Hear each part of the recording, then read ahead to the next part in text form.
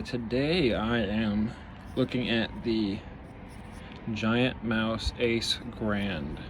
I actually just got this about, I don't know, 5 days ago-ish. New from Blade HQ. They dropped for $185. With tax and shipping it was like $205. I was set up to get the email notifications or email reminders, so as soon as I got that email I was able to purchase one before they sold out, because when you know it, you know, I think it was within at least 12-24 hours, I know for sure they were sold out again. But yeah, I got mine about a week later after placing the order, a little bit less than a week, so credit to Blade HQ for quick shipping. I did pay for expedited shipping though. It was like $2.99. They offered free shipping. I think I paid $2.99 just to get a little quicker option. I don't know if it makes a difference in speed or not, but yeah, it came pretty quick.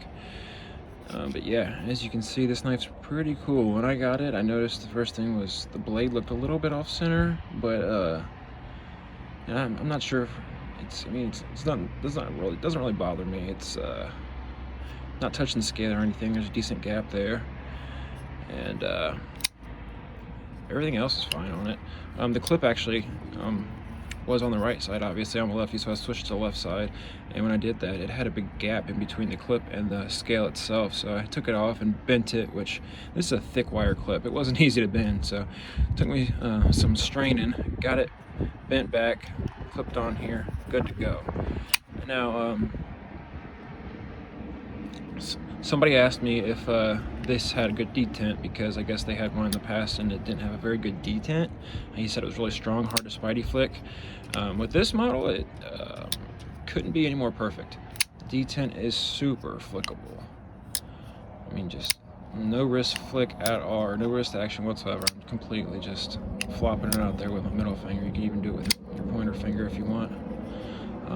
I've also seen some reviews where people were having trouble using their thumb. They were like, oh, it's better to spidey flick it than thumb flick it. I kind of struggle with the thumb flick, and I don't know if they have arthritis or bad bones or what, but I've never had any problems. My finger just catches there every time. So the thumb flick is just as good as the spidey flick. And as I said, the detent on this thing is dialed in. It's not too weak, it doesn't flop open. You can give it a good shake. If you really want to give it a good shake, you can get it to open, but yeah, perfect. It's not going to open in your pocket. There's a car driving by. But yeah, it's got a titanium clip. It's all titanium hardware, titanium backspacer. It's got a big lanyard hole here. I usually don't like wire clips, but like I said, this is a thick one, so you can get some good tension out of it. I'm not afraid of this slip out of my pocket. That's why I like it. And another thing that Giantmouse does is these crown spines, and I really like that. It gives it like an extra, just kind of classy look. It's kind of got like the blade itself is kind of like a stone washed with like a slight mirror on it. You can kind of see the reflection. You see my phone there, my fingers. But overall, the knife is very, very smooth. Very smooth, very fidget friendly. I took this to work last night and just sat there running a machine, flicking it all night long. So she's nice and broken, but not to say it wasn't smooth when I first got it too. The blade itself is, I think, 3.4 something. Overall, I think we're a little over 8 inches, or maybe right at 8 inches. I can't remember the exact specs. You could look them up on Blade HQ. Here's the size comparison. Here's the ProTech Godson. I don't know why I'm turning my phone sideways. I apologize. I hate when people do that. Here's next to the ZT-0223.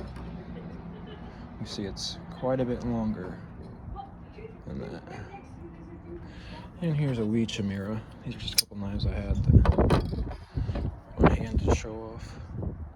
But yeah, the knife itself is fantastic. I definitely recommend it. Italian made.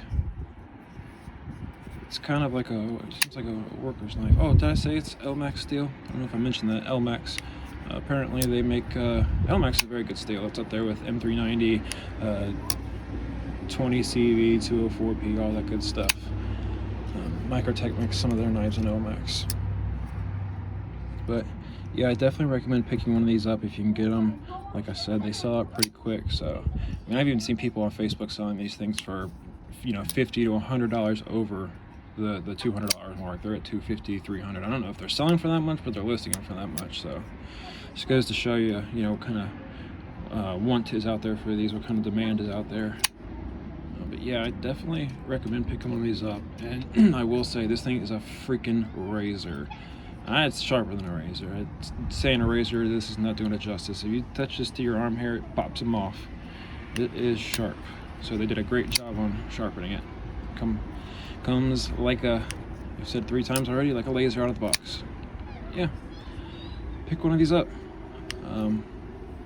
Hope you enjoyed my short Ghetto Guy review.